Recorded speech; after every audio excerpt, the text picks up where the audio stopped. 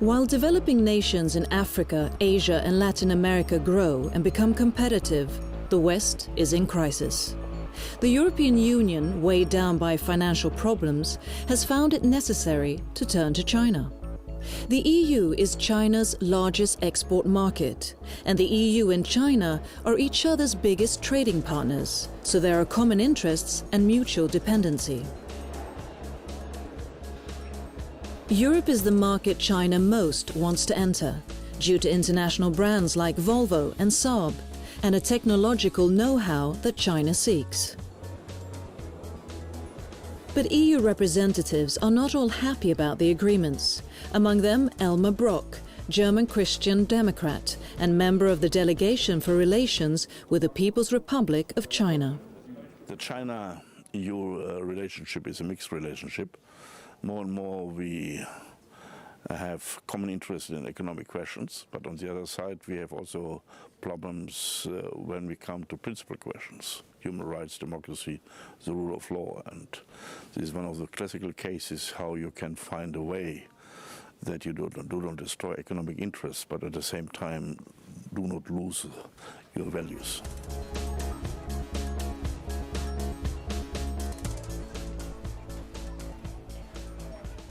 I think the concrete worries we have about this development is that we are divided, and that we have a country like China with 1.3 billion people with an increasing economy. China had until the beginning of the 19th century 30% of the world economy. They're trying to get that back.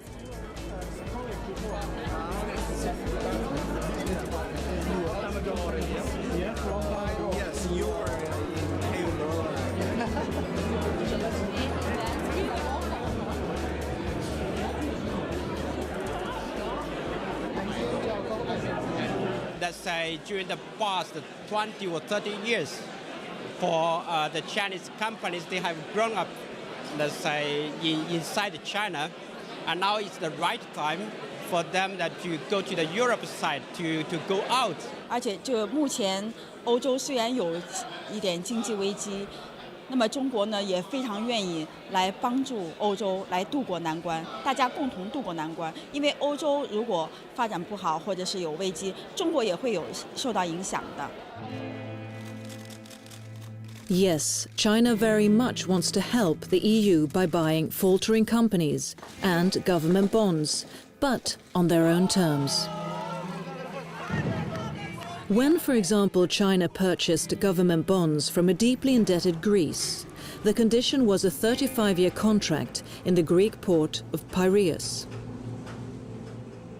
I think Piraeus is a case which should be not an example for the Chinese investment, but it should be a warning signal because that is the clear strategy.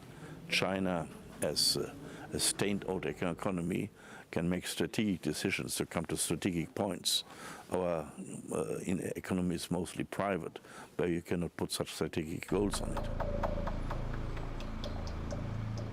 We have to put pressure on China. We have to join forces with the United States.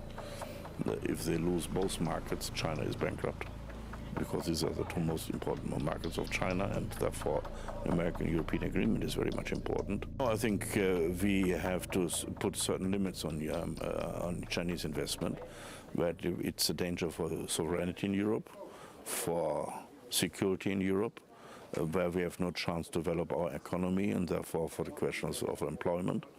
So we must have still a say about our future, and have not, because of the short-term money coming from China, to sell our future to China. Sometimes politicians from Western countries have not enough courage, and one of the problems is that business from Europe, they neglect totally it. And I think that's the wrong approach.